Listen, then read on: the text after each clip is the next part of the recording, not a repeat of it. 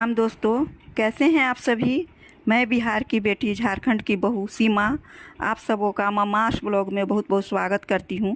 दोस्तों, कार्तिक मास चल रहा है, लेकिन मेरा वीडियो कुछ लेट से आ रहा है क्योंकि मैं थोड़ी बिजी भी थी और मेरी तबीयत भी कुछ अच्छी नहीं थी। लेकिन जो भी वीडियो ला रही हूँ कार्तिक मास में तुलसी पूजन का और स्नान का क्या महत्व है, बिल्कुल सटीक और सर्च करके सही जानकारियाँ आप लोगों के साथ शेयर करूँगी। तो आइए जानते हैं कार्तिक महीने में गंगा स्नान, सुबह ब्रह्म मुहूर्त में नहाने का क्या महत्व है, तुलसी का पूजा किस प्रकार करना चाहिए। तो सबसे पहले तो कार्तिक महीने में सूर्योदय से पहले पवित्र नदी में या घर पर भी स्नान करना है तो ब्रह्म मुहूर्त में ही स्नान करना चाहिए। स्नान करते समय गायत्री मंत्र का जाप करने से चाहिए और स्नान के बाद तुलसी में जल देकर परिक्रमा करनी चाहिए। कार्तिक महीने में रोजाना सुबह ब्रह्म मुहूर्त में उठकर तुलसी पूजा करनी चाहिए। स्नान करके साफ कपड़े पहनना चाहिए। ऐसा तो हम लोग का हिंदू धर्म में हर पूजा के पहले स्वच्छ वस्त्र पहनने का विधान है। तो हम लोग स्वच्छ वस्त्र पहनकर ही, धुले हुए वस्त्र पहनकर ही कोई भी पूजा करते हैं। तुलसी के पौधे में जल चढ़ाएं। जल में गाय का अगर कच्चा दूध है तो मिला लें। तुलसी के पौधे पर फूल, माला, सिंदूर, अक्षत, चुनरी चढ़ाना चाहिए। तुलसी के पास घी का दीपक जलाना चाहिए। तुलसी स्तोत्र या आरती करें। भोग लगाएं, जो भी आपके पास है उपलब्ध उसके बाद भोग लगाएं। विधिवत आरती करें और तुलसी के गमले में स्वास्तिक का चिन्ह बनाएं या आसपास रंगोली बनाकर जितना हो सके तुलसी के आसपास अच्छे से साफ सफाई करके वहाँ खूबसूरती से रंगोली बना दें। मान्यता है कि कार्तिक माह में तुलसी की पूजा करने से माँ लक्ष्मी प्रसन्न होती है और घर में सुख समृद्धि आती है। कार्तिक मास के स्नान दान के साथ साथ जप का भी विशेष महत्व है। इस पूरे मास में भगवान विष्णु के साथ साथ माता तुलसी की पूजा करना बहुत ही शुभ माना जाता है। कार्तिक महीने में व्रत, स्नान और दान करने से घर में सुख शांति बनी रहती है। व्यापार और नौकरी में भी लाभ मिलता है। कार्तिक मास के दौरान रोजाना तुलसी जी का विधिवत पूजा करनी चाहिए।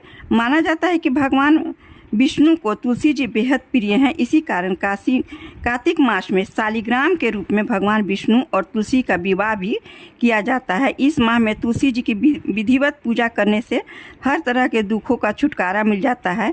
इसके साथ ही अकाल मृत्यु का भय भी समाप्त हो जाता है। कार्तिक मास में तुलसी पूजन का विशेष महत्व है। शास्त्रों के अनुसार इस महीने में रोजाना सुबह शाम तुलसी में घी का दीपक जलाना चाहिए।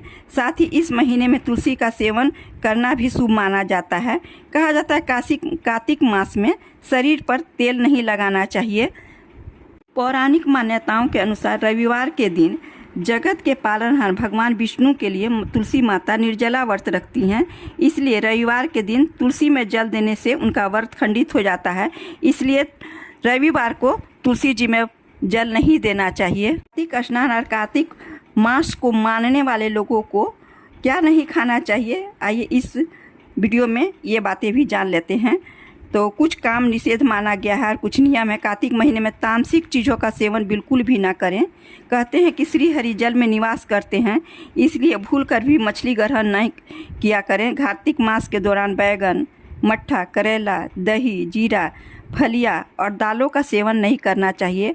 और मसूर दाल, जो लाल दाल होता है, वो भी लोग सेवन नहीं करते हैं। कार्तिक मास में दीपदान, तुलसी पूजन, भूमि पर सोना, दलहन की चीज़ों को त्याग करना, आत्म संयम और भोजन का संयम करना चाहिए। इस दिन शंख अवश्य बजाकर पूजा करनी चाहिए। भगवान को शंख से स्नान कराना चाहिए। कार्तिक मास में तुलसी की सेवा और उसके सामने दीपक जलाने से भगवान विष्णु प्रसन्न होते हैं।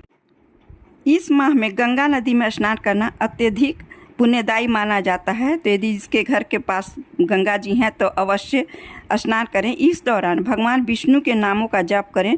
भगवत गीता, रामायण और विष्णु सहस्त्र नाम का पाठ करें और तुलसी के पौधे के पास दिया जलाएं। यह बहुत ही शुभ माना जाता है। लोग भी कार्तिक मास नहीं मान सकते हैं तो उनके लिए अंतिम 5 दिनों को भीष्म पंचक के नाम से जाना जाता है।